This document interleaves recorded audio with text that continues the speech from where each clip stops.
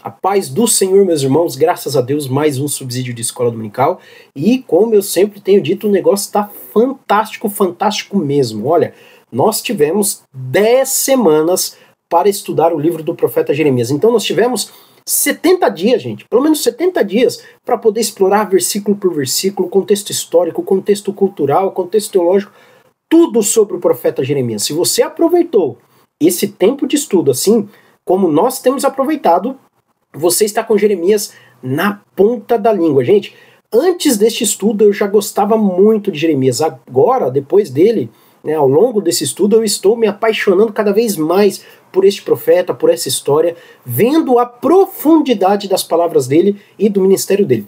Antes da gente continuar, eu quero pedir para você o seguinte: curta, comente, compartilha, e se você ainda não é inscrito, inscreva-se no canal. O projeto está crescendo cada vez mais, Deus tem abençoado, tem novidade chegando aí, Deus tem colocado pessoas no nosso caminho, gente do Brasil inteiro tem sido abençoada por esse projeto. Se você quiser esse material que eu estou projetando aí na tela de vocês, é só me chamar no Instagram, o link está aqui na descrição, tá? A todo custo, o nosso Instagram é escolat.semear, ok? Ou também você pode me chamar no WhatsApp, que eu vou colocar na tela de vocês agora, beleza? Me chama lá no WhatsApp, fala quem você é, fala seu nome, fala de onde você é e fala qual lição você quer. Fala: oi, Cristian, eu sou fulano de tal, eu sou de tal lugar, eu gostaria da lição de número tal. Nós compartilharemos este material completamente gratuito com você e com todo o nosso coração. Também posso te adicionar no nosso grupo para professores de escola bíblica dominical, onde ali nós temos alguns debates, temos algumas conversas produtivas e respeitosas, tá? E compartilhamos também todo o nosso material toda terça-feira, beleza, gente? Então, vamos lá. Hoje em dia não, né? Hoje, lição de número 12, já estou aqui com a minha revista de EBD em mãos e também com a minha Bíblia de estudo pentecostal, uma das que eu mais gosto de utilizar para poder gravar esse subsídio aí. Gente, como eu disse, a lição tá sensacional. Semana passada nós falamos de Lamentações capítulo 1 e 2, nós demos um panorama geral também sobre o livro de Lamentações, mostrando que é um livro que é atribuído a Jeremias. Haja vista que Jeremias foi sim uma testemunha ocular dos acontecimentos, dos eventos que se sucederam com a invasão do exército babilônico na terra de Judá. Jeremias também já havia escrito algumas lamentações em forma de poema no livro do profeta, e agora nós temos então todos os motivos para atribuir esse livro a Jeremias. E também falei sobre o que é um acróstico, falei que Lamentações é composto por 5 poemas, expliquei que só o capítulo 5 não é em forma de acróstico, o capítulo 3 é um acróstico triversal, vamos falar dessa forma, né? A cada 3 versículos ele muda a letra do alfabeto até o versículo 66 com a última letra do alfabeto hebraico. Nesse domingo que passou, eu ministrei aula na minha igreja, lá na minha congregação. Nós ministramos a respeito dessa lição, a lição de número 11, onde nós falamos de Lamentações 1 e 2. Eu fiz um paralelo, por exemplo, irmãos, aqui eu estou dando aí ideias para vocês. Esse é o nosso papel aqui, tá? Então, eu estou dando ideias para que vocês também possam aplicar. Olha como eu ministrei a minha aula lá na nossa igreja. Como era a primeira lição do livro do profeta Jeremias, do livro de Lamentações, na verdade, você pode também fazer isso mesmo que seja a segunda lição aí na sua igreja. Eu fiz uma recapitulação geral do livro do profeta Jeremias, desde quem era Jeremias, mostrando que ele era filho de um sacerdote, que ele vivia em Anatote. Eu mostrei o quão difícil foi o ministério dele, que a própria família dele acabou conspirando, tramando contra ele, como ele mesmo diz lá no capítulo 20, falei das prisões de Jeremias, das humilhações que ele sofreu por conta de servir a Deus, de fazer a vontade de Deus. Então eu dei mais ou menos um panorama geral ali do livro do profeta Jeremias, resgatando todo aquele contexto. Depois, antes de entrar propriamente dito no livro de Lamentações, nós entramos, eu fiz também um paralelo entre Lamentações e Jó. Haja vista, meus irmãos, presta atenção aí, se você está fazendo alguma coisa, fica antenado aí. Jó fala também de sofrimento, só que o sofrimento em Jó é particularmente um mistério. Ou seja, nós temos a narrativa de Satanás conversando com Deus lá no início do livro, porém para Jó aquele sofrimento ele era inexplicável. Então eu mostrei para a igreja que ao mesmo tempo que o sofrimento de Jó era inexplicável, o sofrimento do povo de Judá, narrado em Lamentações, era explicável. Jó não sabia por que estava sofrendo, tanto é que ele levanta essa incógnita, essa questão diversas vezes no livro de Jó. Agora, o povo de Judá sabia muito bem por que estava sofrendo. Então eu apliquei isso na nossa vida, na vida da igreja, mostrando que alguns desastres, meus amigos, alguns problemas na nossa vida, algumas tragédias simplesmente são inexplicáveis. Ok? Ao passo que outras tragédias, outros problemas, outros desastres são explicáveis. Se dão porque Deus está permitindo ou Deus está causando. Na lição passada, o autor da lição, ele disse que, no caso de Judá, Deus não era somente um espectador do sofrimento do povo. Deus era o sujeito ativo, ou seja, era ele mesmo quem estava causando aquele sofrimento. Então, percebam como o negócio é extremamente sério, ok? Deus estava causando o sofrimento do seu povo. Agora, meus amados, eu disse isso para dar uma ideia para vocês, como vocês podem abordar, tá? Depois que eu falei de sofrimento, fiz o paralelo entre Lamentações e Jó. Agora eu entro em Lamentações propriamente dito, eu fui expondo ali os tópicos da revista e também alguns versículos de Lamentações 1 e 2, mostrando a linguagem profunda que Jeremias está utilizando, a personificação da cidade de Jerusalém, onde ele fala, olha, outrora ela era uma princesa das nações, agora ela está sujeita a trabalhos forçados, ou seja, é uma escrava. Então, vejam como nós fizemos esses paralelos, adentramos o texto, expomos o texto, lógico, infelizmente, né, eu disse para os irmãos na nossa igreja, meu desejo era expor versículo por versículo, mas o tempo não nos permite, isso porque nós tivemos um bom tempo lá, 1h10, 1h15 mais ou menos de exposição, e para você ver, não foi suficiente. Talvez mais 2 ou 3 domingos nós conseguiríamos terminar verso por verso. Você não vai ter esse tempo também. Ainda também porque você vai ter 44 versículos para tratar nessa lição. Então o que eu sugiro para vocês? Presta atenção, gente. Presta atenção. Ó, se você olhar na minha Bíblia aqui, talvez fique um pouco difícil se você assistir do celular. Tá vendo? Tem uma bolinha, um versículo. Se olhar de novo, tem bolinha em outro versículo. Faça um compilado de versículos. Analise os principais versículos. A nossa lição é do versículo 21 ao 66. Pegue os principais versículos, tá? 5, 6 ou 7 principais versículos. E aí você vai ter esses versículos selecionados para você expor eles na hora da sua aula. Tá bom? Então vai ficar muito mais fácil, muito mais fluido, e você vai gastar muito menos tempo e você vai poder se ater também à lição. Irmão, isso aqui, ó, presta atenção, já estou dando aí uma palhinha do que é da aula de EBD de graça, tá? Isso aqui não é para ser desprezado. Não despreze a lição, utilize a lição. Localize os irmãos. Olha, aqui é a introdução, vamos falar da introdução. Agora eu estou falando do tópico 1, subtópico 2, subtópico 3 e assim por diante, até o último subtópico. Talvez, se você tiver tempo ainda, faça menção da aplicação pessoal. Ok? Então, utilize a lição, cite a lição. A minha lição também é toda grifada, tá bom? Olha aí, toda grifadinha, tem marca-texto, caneta azul, caneta vermelha, tá? Escrevo também na lição aqui, ó, se você for ver, ó, escreva lápis ou escreva caneta também. Minha letra é um hieróglifo, mas eu entendo. Então, na hora de dar aula lá, eu não faço esboço, meu esboço... Quando eu prego, ensino ou dou aula de EBD, meu esboço é o meu material ali. Então, eu grifo o texto, escrevo alguma coisa na Bíblia, porque estudo vai estar ali anotado, toda vez que eu ler, está ali o meu estudo. Então, faça isso, irmão. Faça isso, utilize a revista. O título da nossa lição de hoje é Trazendo à Memória o que dá esperança. Então, irmãos, Lamentações não é só desgraça. Lamentações não é só tragédia. Grave isso que eu estou falando, se possível, escreva. Lamentações, além de tragédia, além de juízo, além de desgraça, é também esperança. Irmãos, desgraça não é palavrão não, viu? Desgraça é alguma coisa desprovida de graça. E o povo não estava experimentando, num certo sentido, a graça de Deus. Ou seja, eles estavam experimentando o juízo. Mas no juízo você também acha graça, meus amados. Então percebam que ao mesmo tempo que Deus estava punindo o povo, irmãos, Presta atenção, Jeremias ele profetizou por mais de 20 anos. Deus avisou o povo por mais de 20 anos com Jeremias e com outros profetas. Ou seja, a paciência de Deus já estava no limite, irmãos. Você já ficou avisando alguém mais de 20 anos que você ia fazer alguma coisa? Não sei se você tem filho ou filha pequena, e aí você vai avisando, não faz isso, não faz isso. Aí a pessoa faz, vai lá, corrige a criança, né?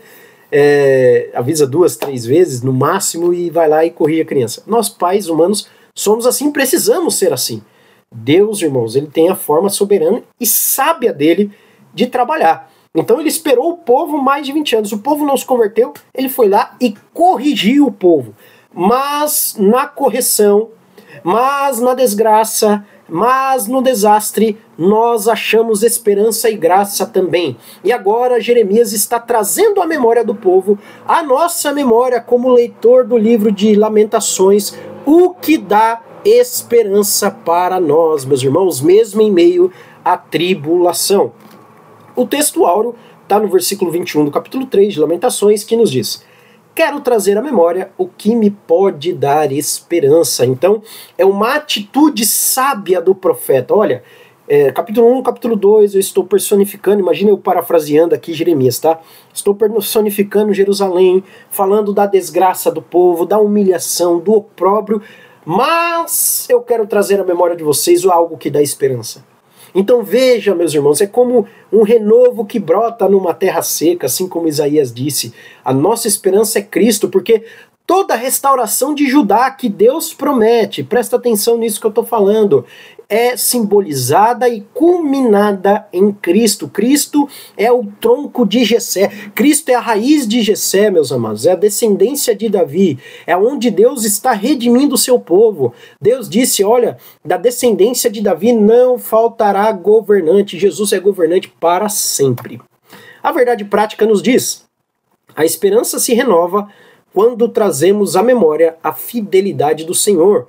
Nós somos frágeis, nós somos fracos, nós somos pecadores e muitas vezes infiéis.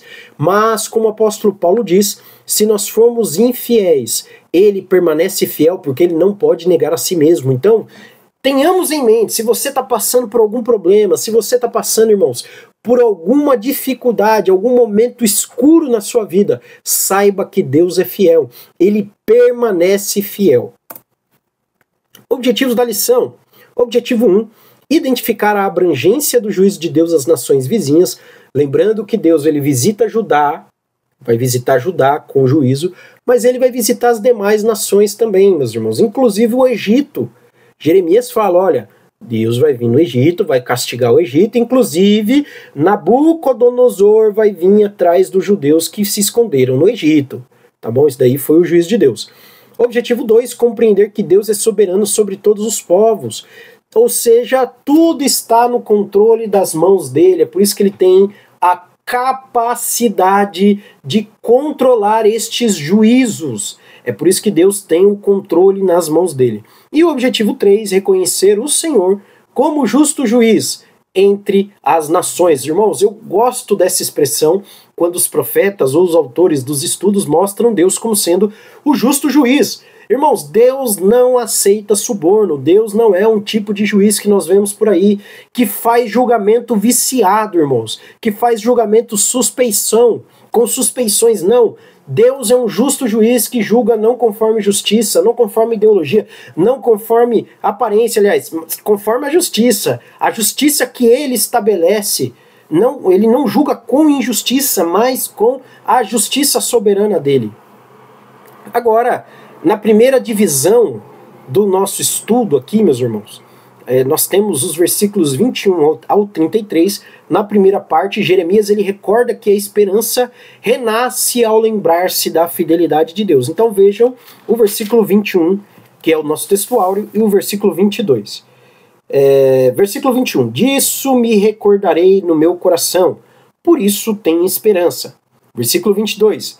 As misericórdias do Senhor são a causa de não sermos consumidos, porque as suas misericórdias não têm fim. Ou seja, imagina Jeremias vendo a cidade queimando, imagina Jeremias vendo a cidade em chamas, toda destruída, o povo passando por coisas terríveis, e aí Jeremias se lembra, poxa, Deus, ele é misericordioso.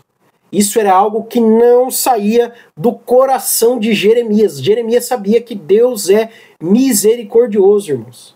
Jeremias tinha plena ciência disso. É por isso que ele escreve, olha que palavra maravilhosa, as misericórdias do Senhor são a causa de não sermos consumidos vivos. Deus é misericordioso, irmãos. Imagina se Deus fosse igual a mim e a você. Eu, se fosse Deus me vendo, eu daria fim à minha vida. Nós não somos perfeitos. Se Deus fosse como nós já não estaríamos aqui. Mas a misericórdia de Deus é infinita, elas não têm fim. Isso não significa que Deus não traga juízo, que é o que ele está fazendo com o povo. Jeremias está expressando a esperança dele. Olha, Deus é misericordioso, então o povo vai se arrepender. É por isso que Deus trará a restauração nacional. As misericórdias do Senhor são a causa de não sermos consumidos vivos, e Deus disciplina, mas também consola e restaura. Jeremias está achando consolo em meio à desgraça. Jeremias está achando consolo em meio às suas lamentações. Ele vai dizer várias vezes, por exemplo, no versículo 48, presta atenção: torrentes de água derramaram os meus olhos por causa da destruição da filha do meu povo. Então ele está dizendo, olha, como se os meus olhos tivessem chorado rios e rios, estão chovendo lágrimas dos meus olhos, mas mesmo assim eu vejo esperança, mesmo assim eu vejo a misericórdia de Deus. Segunda divisão, dos versículos 34 ao versículo 39, Deus é justo em seus caminhos. O profeta reconhece que nada acontece sem a permissão divina. Versículo 34. Pisar debaixo dos pés de todos os presos da terra. Aliás, vamos começar no 33. Não aflige nem entristece de bom grado os filhos dos homens. Pisar debaixo dos pés dos presos na terra. Perverter o direito do homem perante a face do Altíssimo. Subverter o homem no seu pleito. Não veria o Senhor? Ele está dizendo, olha, Deus ele vê as transgressões dos homens. Agora o versículo 37. Quem é aquele que diz, e assim acontece, quando o Senhor não mande? Porventura da boca do Altíssimo não sai mal e bom? Presta atenção. De que se queixa, pois, o homem vivente? Queixe-se cada um dos seus pecados. Ou seja, Deus ele sabe o que faz, porque Deus ele é justo, Deus ele suscita bondade, mas ele também traz o mal para punir. Eu disse, citando o autor mesmo da nossa lição na lição passada, que ele expressa que Deus ele não é um sujeito passivo, ele é o causador do juízo na nação de Judá. A justiça de Deus é perfeita, mesmo quando incompreensível. Então, muitas das vezes, nós não compreendemos a forma como Deus trabalha, mas Deus trabalha, meus amados. O homem deve examinar os seus caminhos e voltar ao Senhor. Essa ideia de examinar os caminhos exige de nós humildade. Vai exigir de você humildade, irmãos. Porque nós precisamos desta humildade cristã para reconhecer que nós erramos e entender onde nós erramos. E ao reconhecer isso, nós voltamos às primeiras obras. Lembrando que o apóstolo João traz isso para nós lá em Apocalipse. Olha, veja onde você caiu, arrependa-te e volte ao primeiro amor. Então Deus ele sabe ser misericordioso com aqueles que buscam arrependimento, com aqueles que têm um coração quebrantado, porque um coração quebrantado e contrito, Deus não despreza.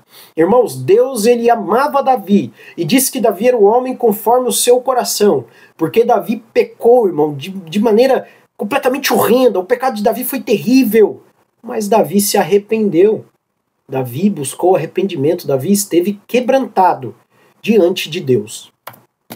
Oração por restauração, dos versos 40 ao 51. Jeremias convida o povo a voltar-se sinceramente a Deus. Versículo 40. Esquadrinhemos os nossos caminhos, experimentemos-los e voltemos para o Senhor. Oh, meus irmãos, Deus clama para a nação brasileira. Deus clama para a igreja, irmãos, do nosso país. Nós clamamos e devemos clamar. Voltemos ao Senhor, voltemos para as Escrituras Sagradas. Abandonemos, irmãos, abandonemos as nossas próprias vontades e desejos carnais. Voltemos para o Senhor, para o nosso papel como igreja. Eu não estou falando para a gente deixar de viver, não é isso. Continuaremos vivendo. Continuaremos buscando prosperidade, mas nós temos um papel, nós temos uma missão. Igreja do Senhor, voltemos para o Senhor. Deus tem um avivamento para derramar no nosso país. Ele quer usar a minha vida, a sua família, seus filhos. Ele quer que nós experimentemos este avivamento, mas para isso é necessário que nos voltemos para Ele. O choro expressa a dor do pecado e da destruição de Jerusalém, que foi o versículo que eu citei, o versículo 48, onde Jeremias diz que dos seus olhos jorraram torrentes de água. Ele chorou tanto que os olhos secaram. Essa é a figura de linguagem. E no último ponto, a oração é uma súplica pela intervenção divina. Ou seja, irmãos, voltemos para o Senhor e peçamos para que Ele intervenha no nosso país, derrubando a corrupção, derrubando a injustiça, trazendo um avivamento, irmãos, tanto para o nosso país quanto para a igreja neste país, meus amados. Vocês sabem muito bem do que eu estou falando. Então clamemos ao Senhor para que não experimentemos o juízo, assim como o povo de Judá experimentou. Amém, meus caros?